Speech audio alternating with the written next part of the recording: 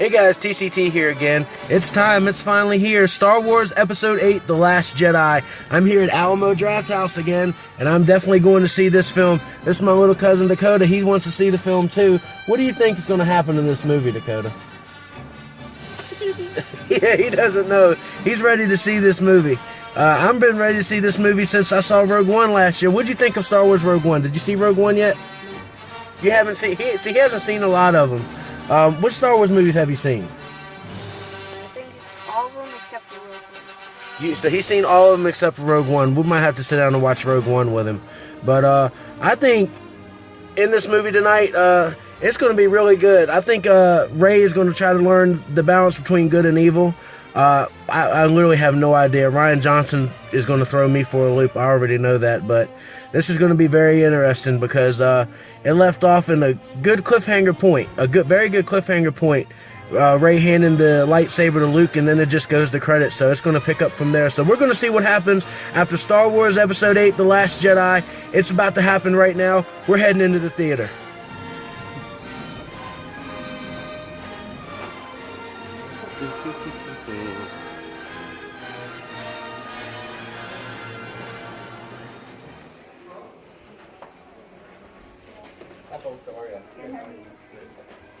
We have a third person coming? Sure.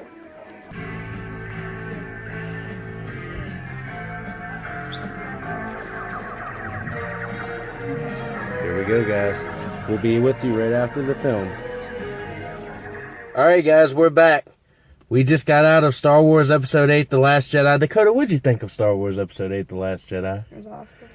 It was awesome? Yeah. Can you give a little bit of a review? Spoiler free. Don't let them know anything until I say so. But how would you rate the film out of 10? A 9.5. You would give it a 9.5? What'd you think about the length of the film? Good. Or was it too long? It was kind of iffy, right? Yeah. The length of the film was kind of iffy.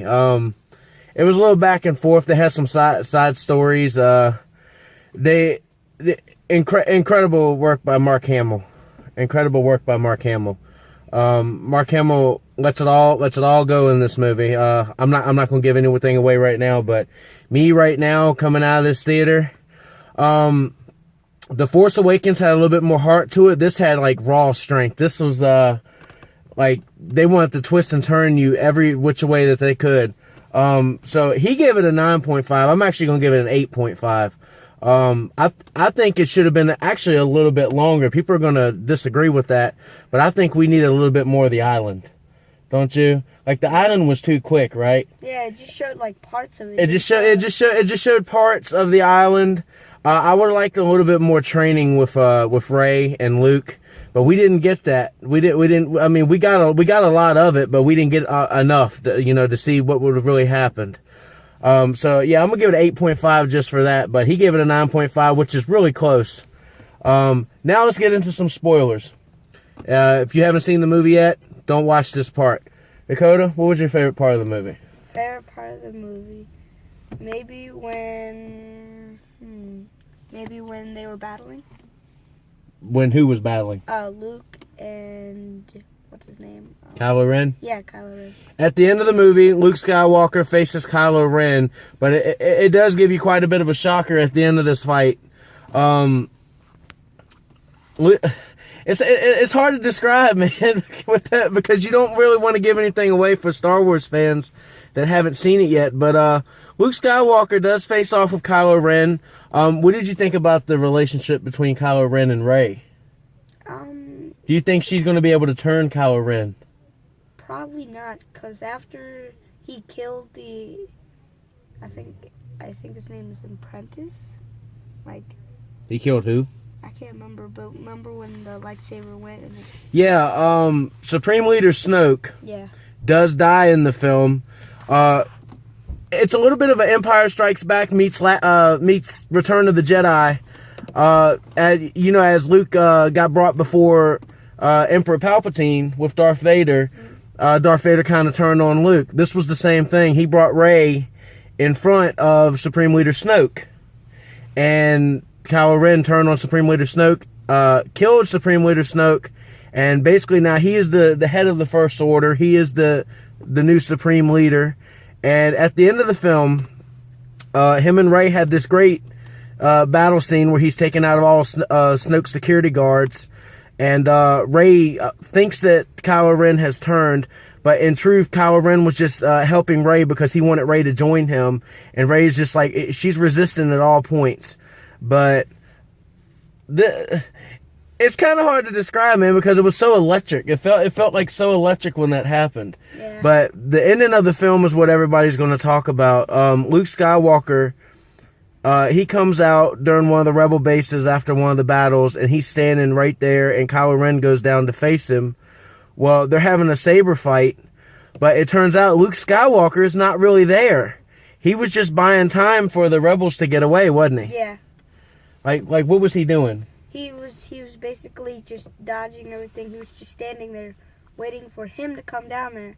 And he was buying time so they could find a passageway to get out of there. Yeah, he was actually still on the island the whole time. It was like a projection that he was doing of himself from the rock that he was training Rey on.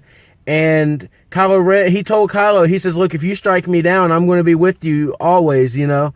Kind of like what Obi-Wan did to Darth Vader and did for Luke Skywalker. Well, he goes in and he strikes Luke Skywalker. First, he shoots him with the new AT-ATs, and he's wondering why Luke is not dead. Well, this actually explains why Luke is not dead. He wasn't really there. And then, I mean, that was the cool part, right? Yeah. He wasn't really there. Like, we was like, how can he take like 1,000 shots? And he walked out, which was so badass, by the way. But he goes and he strikes Luke with his lightsaber, and it goes right through him. It's really a projection of Luke Skywalker, and Kylo Ren just screams, like, because he knows he's been had. But then they cut back to the island after the rebels get away, after Rey and Chewbacca, with their little Porg army that took over. The Porgs were kind of hilarious. They took over the Millennium Falcon, basically. But Luke Skywalker's sitting on top of the rock, and he's giving it everything he had to do that projection. And you hear his theme play again, and they're the twin sons in the background. And Luke Skywalker just, you know, he does an Obi-Wan Kenobi. He fades off, kind of like Yoda did in The Last Jedi. And Luke Skywalker is no more. He has become one with the Force. Beautiful shot of Luke Skywalker fading into the Force, and his what was it? His cloak and his cape, yeah, kind of fell and flew right off the mountain. So Star Wars: The Last Jedi had a lot of great stuff. I mean, what else do you want to say about it? I like the Yoda part. Yeah, Yoda was in the film. People are going to be shocked to see Yoda was in the film.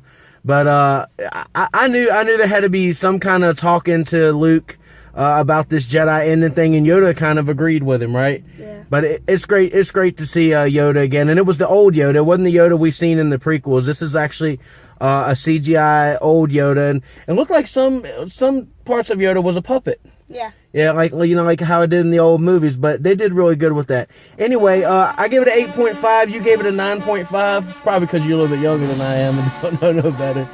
But, yeah, Star Wars: Last Jedi. Go see it now, guys.